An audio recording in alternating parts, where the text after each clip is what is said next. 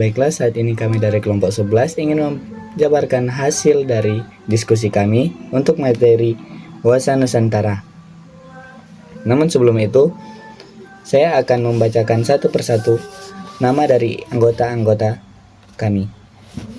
Yang pertama ada Kezia Grace Lakoy, Marceli Bawanse, Levina Romabar, Cindy Kembuan Intan Maharani, Solagratia Korompis, Miguel Nitalesi, Aldon Maranu, Angela Priscilia Sadaikum, dan saya sendiri Theodorus Dirlekencam. Materi yang selanjutnya akan dibacakan oleh teman-teman saya.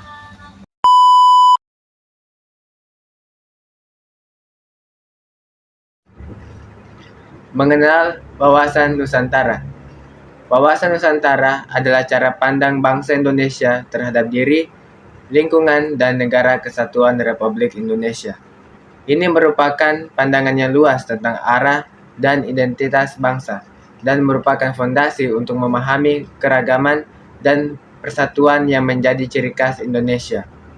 Wawasan Nusantara mengajarkan pentingnya memahami dan menghargai keberagaman wilayah, budaya, sumber daya alam, dan potensi Indonesia sebagai negara kepulauan yang luas untuk memperkuat kesatuan bangsa. Wawasan Nusantara didasarkan pada Pancasila dan Undang-Undang Dasar 1945 dan sesuai dengan wilayah geografis Nusantara. Ini meliputi daratan, laut, serta udara dan ruang di atasnya sebagai satu kesatuan politik, ekonomi, sosial, budaya, pertahanan, dan keamanan.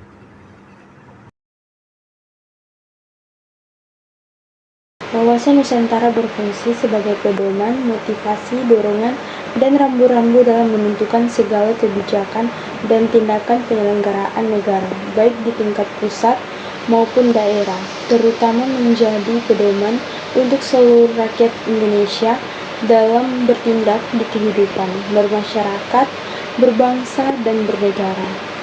Wawasan Nusantara mencakup 4 pokok perwujudan negara Kepulauan Nusantara sebagai satu kesatuan wilayah, yaitu satu kesatuan politik, satu kesatuan ekonomi, satu kesatuan sosial budaya, dan satu kesatuan pertahanan keamanan. Tujuan dari wawasan Nusantara yaitu yang pertama menumbuhkan rasa persatuan dan kesatuan nasional yang tinggi di kalangan seluruh warga negara Indonesia. Yang kedua, mewujudkan kesatuan dalam segala aspek kehidupan bangsa, baik aspek alamiah maupun sosial.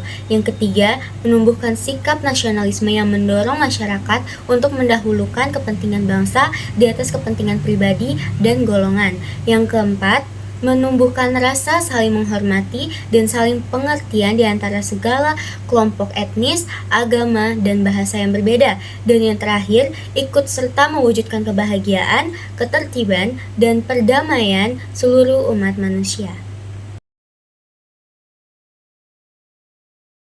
Asas wawasan Nusantara adalah ketentuan atau kaidah dasar yang harus dipatuhi, ditaati, dipelihara, dan diciptakan demi tetap taat dan setianya komponen pembentuk bangsa Indonesia, yaitu suku bangsa atau golongan terhadap kesepakatan bersama.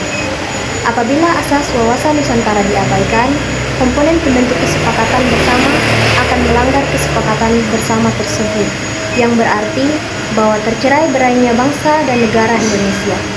Asas wawasan Nusantara terdiri atas kepentingan bersama, tujuan yang sama, keadilan, kejujuran, solidaritas, kerjasama, dan kesetiaan terhadap ikrar atau kesepakatan bersama demi terpeliharanya persatuan dan kesatuan dalam Bhinneka Tunggal Ika. Mewujudkan wawasan Nusantara dalam kehidupan sehari-hari. Ada 2 implementasi dalam mewujudkan wawasan Nusantara, yaitu yang pertama pada bidang sosial yang berada pada saling menghargai dan menghormati perbedaan atau keberagamaan yang ada di tanah air, mulai dari perbedaan suku, ras, agama, dan budaya. Dan yang kedua, implementasi di bidang pertahanan. Dilakukan dengan membentuk sikap dan kedisiplinan diri dalam membela tanah air, serta melaporkan segala hal yang mengganggu keamanan pada aparat yang berwenang, dan juga meningkatkan rasa persatuan solidaritas baik dalam satu daerah yang sama atau daerah yang berbeda. Dan yang terakhir, membangun sarana serta prasarana bagi kegiatan atau aktivitas pengamanan wilayah Indonesia.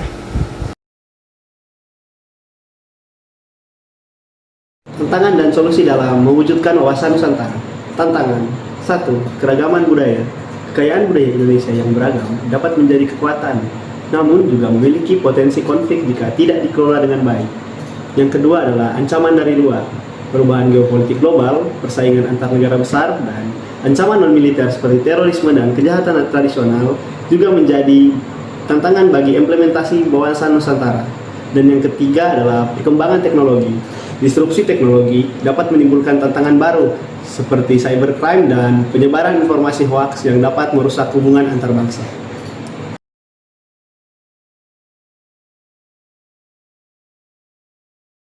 Tantangan dan solusi dalam mewujudkan wawasan Nusantara. Solusi. Yang pertama, penguatan pendidikan kebangsaan. Menanamkan nilai-nilai kebangsaan, cinta tanah air, dan persatuan sejak dini kepada generasi muda.